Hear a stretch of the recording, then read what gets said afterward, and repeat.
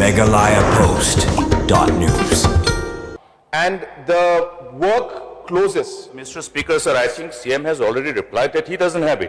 Sir, but I'm giving You have already reason. explained other things. Allow us to have some more supplementary. Yeah, I'll give you. No, it is a tactical way to deprive us from putting on more supplementary. Mla Mawlai constituency ubak bright star wel marbanyang mentakasngi ulara ekamat manpan Jingshai naka sorkar jela Halor ka Jingthung ye kita ki consultant ki Jingsiew bat ki Jingiohnong lengba ka Jingdon jong ka consultancy hapo ka jela ubak bright star wel marbanyang ulara ekamat hakadorbar mang tengka kabala long mentakasngi kabala poiru syakasngi ka banriu nadu pelasdang kadorbar mang tengka haka arpu pratrik urumpang ajar apusan.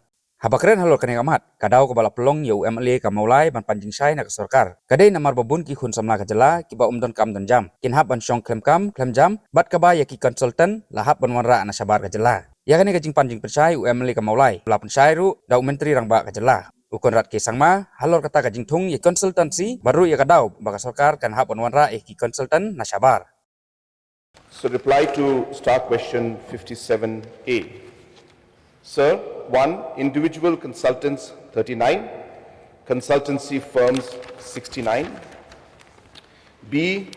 So the total number of emoluments paid per annum to the above consultants cannot be determined due to the heterogeneity of the period of payment amongst the departments and scope of work and timeline for projects. Source of funding is from the specific project under which the consultants are hired. C. So mostly the traveling expenses is inclusive in the project cost. However, there are cases that the state government bears the expenses for official work as required by the state government beyond the scope of activities as per the agreement. Honorable Speaker, sir. Why I am raising this question is that on one hand we have a huge number of unemployed technically qualified youth in the state, be it engineers, MBA graduates or graduates in agriculture, horticulture, etc.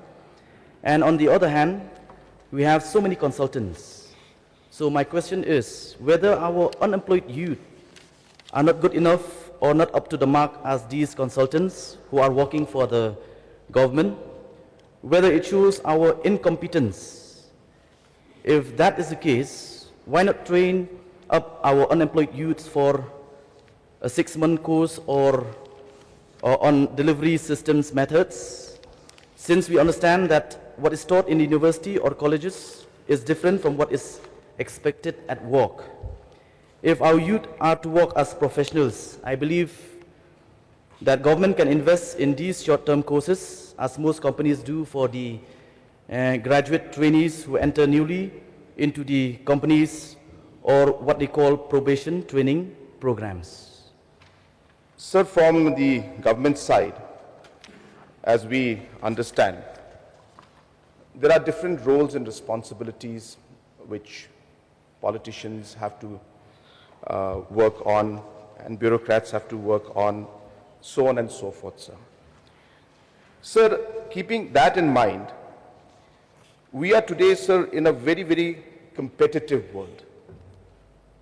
If you look at the kind of schemes that we are getting today, we are competing with one of the best in the country and the world.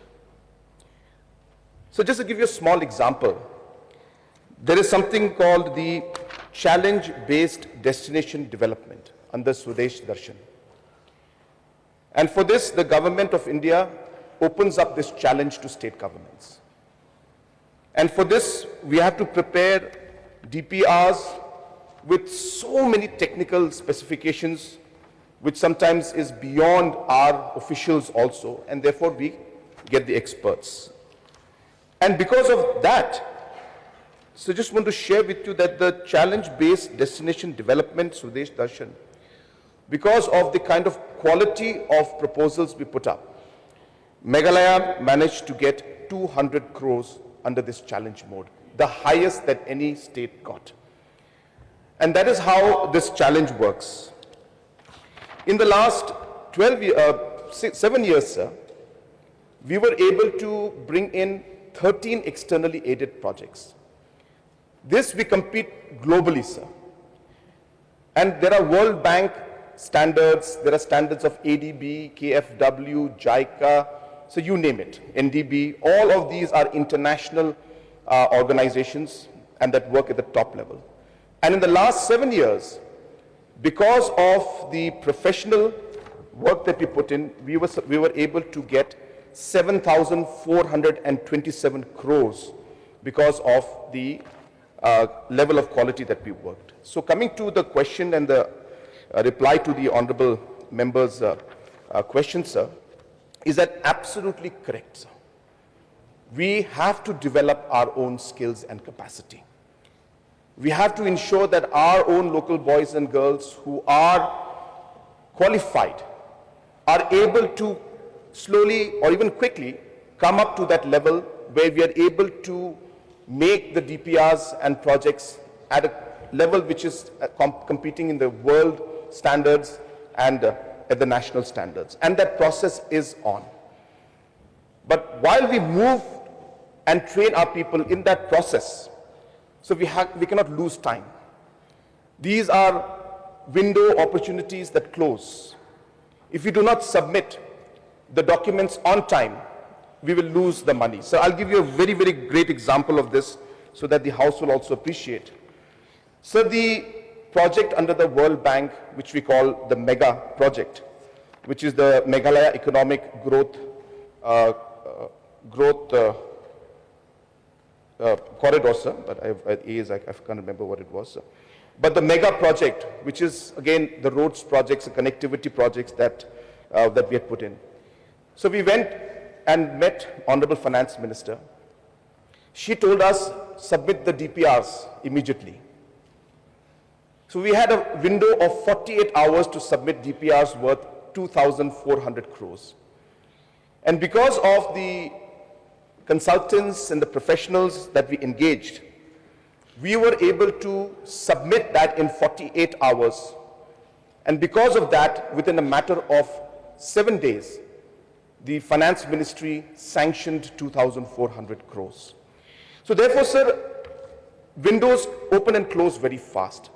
So therefore, while we are training our individuals, so let me also share with the honorable member that the number of local boys and girls who have started taking this work, working on the job, getting trained, the number is going up. More and more of our boys and girls today are coming into this consultancy area, and a lot of them are getting the jobs. But can we get all of them in one go? Maybe not, because we can't lose the opportunity of these projects slipping out of our hand. And hence, it's a balance we're maintaining. I appreciate the point mentioned by honorable member, and I'm assuring him that that is precisely what my target also is. And that's why we are training them on the job, we are giving them training. There are different skill programs that we're having, different conferences, we have different exposures that we send our boys and girls to. So all of this happens, sir. And another thing I just wanted to add before I sit down, sir, is that these projects that we do, the consultants that are there are paid. Sir, the cost of this consultancy is incorporated in the project itself. So the 2,400 crores that we have got sanctioned now, which is coming in for the mega project, 1% of that is meant for the meant for the consultancy expenditure, and it is mandated by these different agencies that you must have a consultant on board. And that is why the cost factor also is very much within the cost of the project, and there's no extra burden on the state government or the state exchequer. And to close this question, in terms of this particular supplementary, that just to give an idea, so the caliber that's required, so we have a lot of environment and social impact norms globally. We need legal experts who understand these environment and social impact at the World Bank and other agency level. There are very complex technical aspects that have to be put in. There are a lot of financial modelings that need to be done, which again is at an international level. There are different IRRs, the internal rate of return has to be calculated, so on and so forth. So my point being, these are technically very complicated. We cannot miss out the time, and hence we have to move forward. But in the process, we have to, yes, ensure that slowly and steadily our boys and girls also, their capacity goes up so that we are able to maximize on this opportunity as well. But then I would like to specifically know from the Honorable Chief Minister, like from his reply to the question A, with regards to individual consultant, there are 39, and consultancy firm 69. So may I know from the Honorable Chief Minister, out of these consultants, whether individual or firm, how many are local and how many are from outside? So it's a large number, but there are many firms and individuals who are working who are local, sir. Roughly plus minus, because what happens is these numbers keep changing, because these posts are very task specific. So maybe somebody is employed today and maybe tomorrow the person is relieved. So therefore these numbers fluctuate. But just to share, sir, in the beginning when we started off, there were hardly 2 to 3% of the people working in these consultancy firms who were local. Hardly 2 to 3%. All the people, we had to bring experts in from outside. But in the matter of the last 5 years to 6 years, slowly and steadily by training our own individuals, we are almost touching 30% today who are our own local boys and girls. And slowly, maybe that number will go up to 50%, 60%. So without compromising on the quality and the project, because of the larger picture of us getting these big projects. When we get this, for example, we got this 200 crores under the Swadesh Darshan challenge mode. This project is going to then further create employment also, because as tourism projects will be implemented, there will be a lot of local work generated, and obviously when the tourism grows, the employment will also grow. So we need to look at the entire larger picture, and as I said, I'm sharing with the honorable member that in the beginning there were hardly any of our local boys and girls because they had to be trained up. But today almost 30% of the people working are our own local boys and girls. And we are trying our best to ensure that more and more come into the field. I know from the Honorable Chief Minister, as per his reply A, two types of consultants. One is individual consultant and the other is consultancy firm. So may I know what is the type of service that individual consultant is supposed to carry and the type of service that the consultancy firm is supposed to carry, sir? So all of this depends on project to project basis. So depending on the project and the scope of the work, different kind of expertise are required. For example, sir, sometimes in a particular project, we only require accounting experts. We only require some financial experts. So at that point in time, we don't go for a firm. We go for individuals who then can, at individual capacity, support the complicated accounting works that need to be done. Sometimes, sir, we just need an expert who is there in terms of, say, the social impact assessment, the environmental impact assessment. So in those cases, we go for, again, individuals who are there who can manage. So any work that doesn't require us to go for larger firms, there, sir, we go for individual consultants. Then we have projects where, sir, we need a PMC, a project management consultant. For that, sir, everything from hand-holding from the point of preparing the DPR to actually helping in the designing of the project, the architectural design, to actually then help in implementing it. So in those complex areas where multiple tasks and multiple expertise are required, there we get the firms, and all these firms and processes are done through proper tendering process also, sir. So there's a procedure to also select these, and that is the kind of work that is done by individual and firms consultants, sir. May I know from the Honorable Chief Minister whether the government is employing locals to support these consultants appointed by the government? Yes, sir. As I have replied earlier, our target and our goal is to... You want to ask something? No, you carry on. Our goal and our target is to ensure that 100% of this work that is there, we bring in, and we try to bring our own people, so that the employment generation is there. But as I said, sir, there's a window. We cannot compromise on the larger goal of getting the expertise in terms of the work that is to be done to enable us to then finally get that project. Because the goal is to get the project which will then benefit the economy and the youth at large. And I mentioned, sir, in the beginning, hardly 2-3% of our local boys and girls were in these firms, in these groups and individuals, because we were not able to get the kind of level of expertise that was required.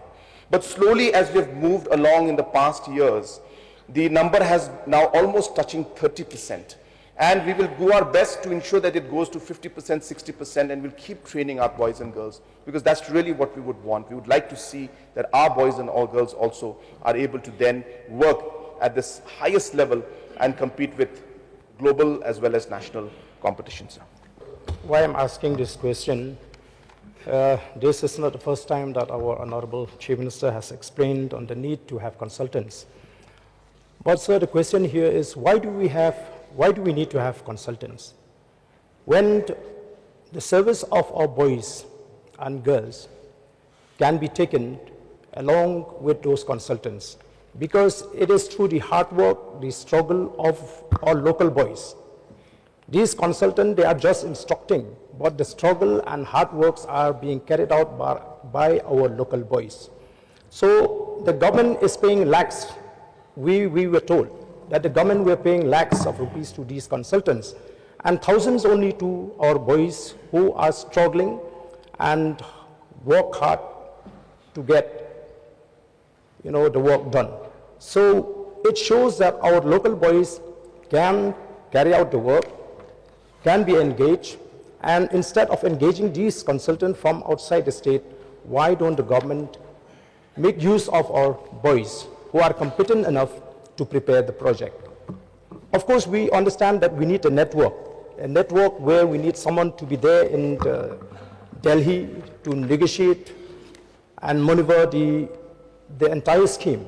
But the service of our boys, the credit I feel should not go to these consultants, because we are told that it is the struggle and the hard work of our boys.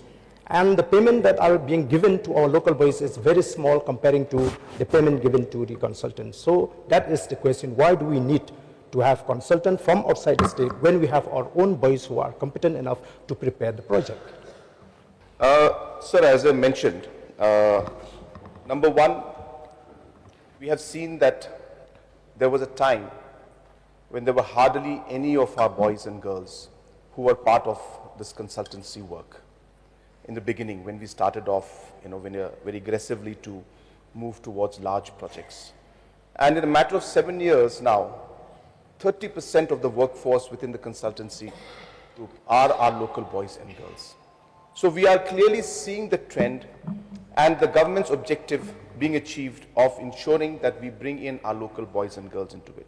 And slowly and steadily, we train them to bring up their expertise so that they can become more and more involved in this kind of work.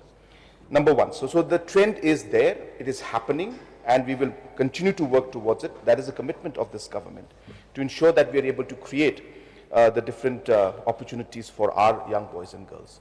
So regarding the point where if a capacity of our boys and girls is there, why aren't we giving, sir? So that is not true. Wherever the capacity is there, qualification and capacity are two different aspects, sir.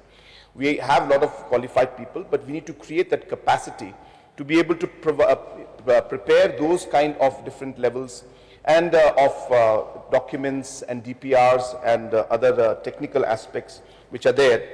And that is where we are ensuring that wherever our boys and girls are capable, sir, we are giving an opportunity. The entire system of payments, sir, is completely transparent. So therefore, the question of selecting and giving less to our boys and girls and giving more to outsiders does not arise.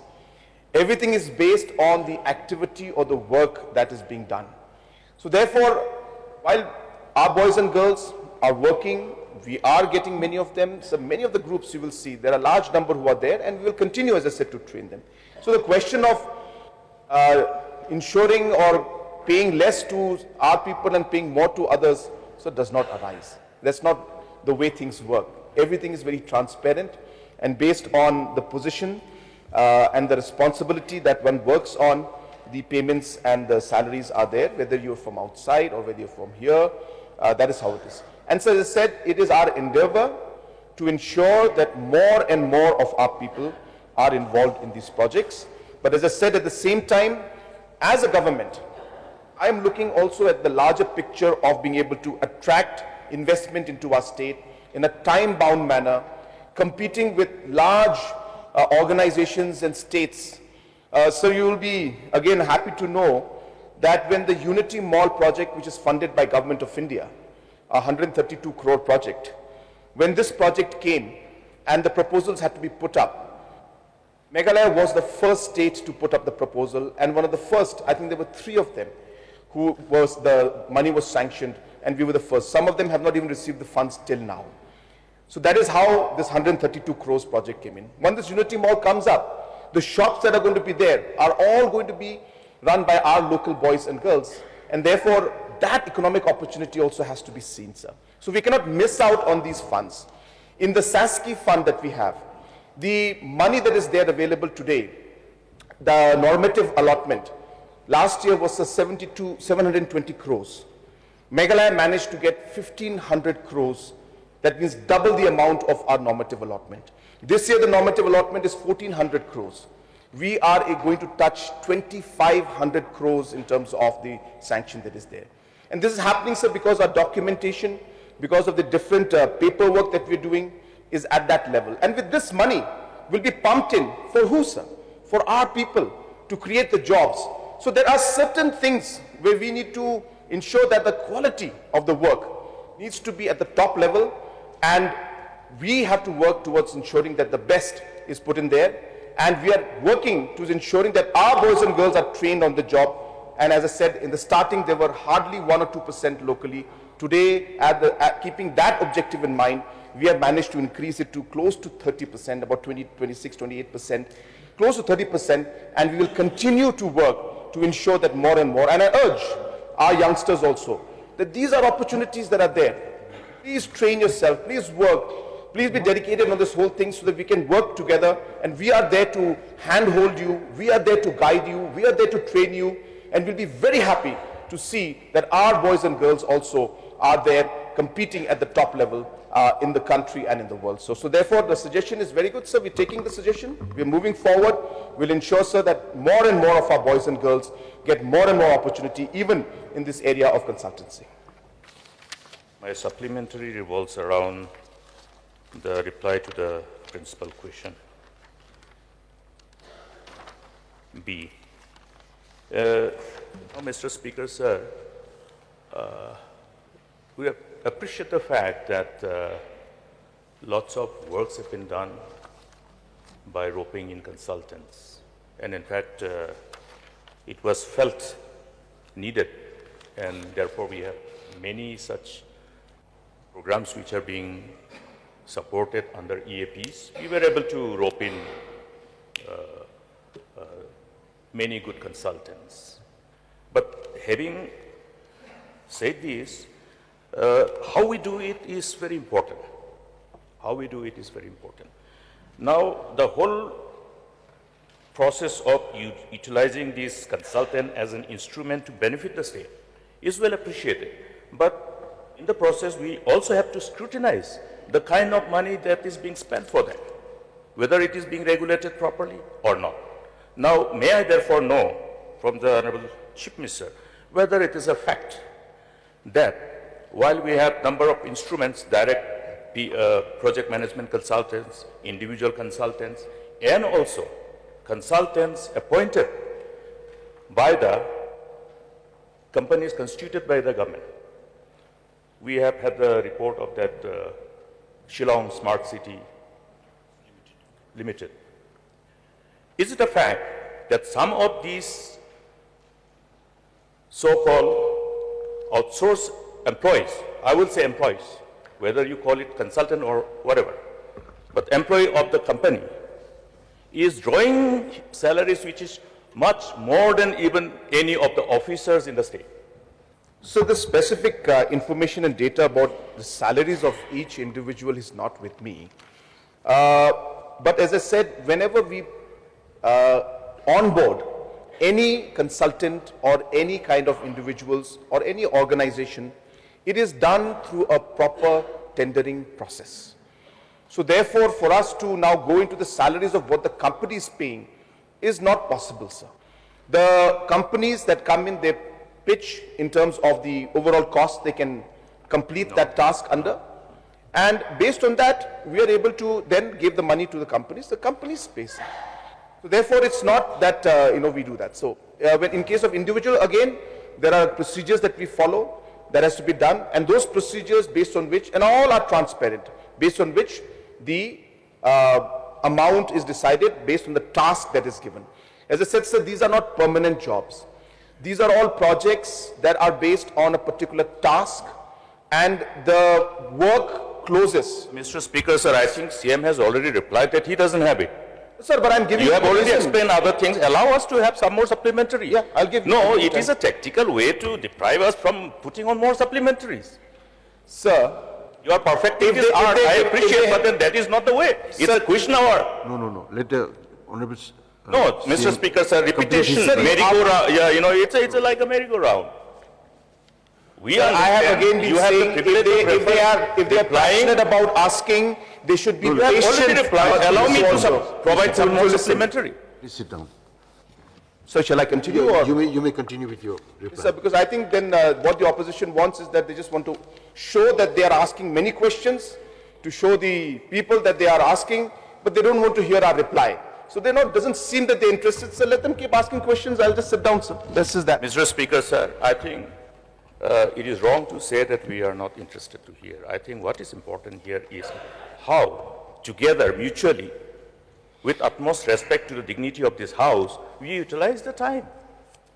We have many other areas of replying in this manner. You may please ask. Therefore, allow us to also put supplementaries. One more question. So sir, my other supplementary now, may I be allowed to put another supplementary, is that in view of the reply to my supplementary, since the Honorable Chief Minister has said he doesn't have this information, therefore, specifically pertaining to the salaries being paid, which is approved by the governing or the board of directors of the respective companies, may I get an assurance from the Chief Minister to put all these informations on the table of the August House. All the informations pertaining to different categories and salaries thereof. Sir, I'll reply to that. But in general, I also want to share that the questions that are asked need an explanation. I am not trying to, extend my reply. I'm tired of replying, to be very frank, because it's tiring. But then I have to do it because I have a responsibility. And therefore, if I give a one-line answer, it does not give the entire picture. That is my only point, sir. I'm not trying to bore anybody. But then you have to understand why. Now, for example, they said salaries. Sir, the salary is not based on, say, what individual is paid. It's the task that is given. So you have to complete this within a matter of 1 year. So for that task to be completed, say 10 lakhs is given. Now, if you divide 10 lakhs by 12, then you say, oh, per month the person is getting 80,000. So that cannot be seen because that will end after 10 months. That is what I'm trying to explain to everybody so that the people can understand. That you may take your time to reply. Yes, sir. Thank you, sir. So, but this reply, this question was very simple, sir. We can provide the information to the House.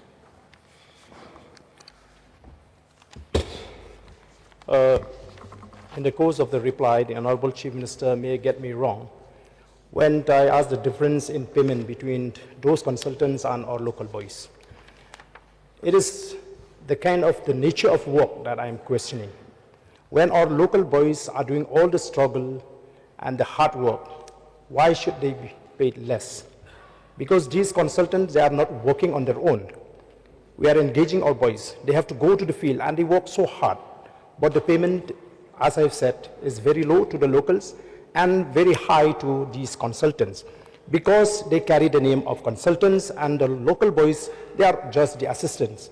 So if our boys can carry the work, then why do we need these consultants, sir? So I just want to clarify that question. And my question, sir, here is whether it is a fact that the government is contemplating or may have appointed consultant in various government departments. Yes, sir. So two questions were asked. So the reply to again the first one is that wherever our boys and girls are competent to come in and think, we are the happiest to engage them. It gives me personal satisfaction to see that our boys and girls also are able to perform at that level. So definitely, wherever our boys and girls are able to and capable of providing that service that we require to be able to meet the national and international standards, so we will be the happiest people, I'll be the happiest person to engage. Number two, sir, the question again, as I said, of giving somebody more for the same task. There are different tasks, so we cannot compare. But if the same task is there, so the question does not arise. Maybe project to project basis it may be there, that I cannot say, but for the same project, if the same position, those kind of differences cannot be there. And if there are differences, then I'll be happy to address that issue. MeghalayaPost.news